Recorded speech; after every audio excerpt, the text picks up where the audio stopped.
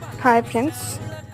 आज जो भाया खरा होता मो भाईर मोर जाइलु चिकेन आने चिकेन धरी पलि आसलु।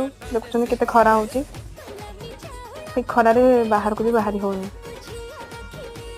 जाक नहीं आसलु घर को चिकेन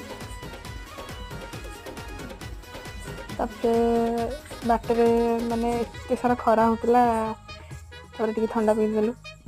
ठंडा पीकी छात उपरକୁ आसली 4टा बेले देखली पूरा ठंडा ठंडा पाग जाकि फुले भिडियो करदेली। कलापर बसी पड़ली तापर चिकेन है। देखो गुगुनी कौ टाइप से ठिया माने मनीष भी एमती ठिया से गुगुनी ठिया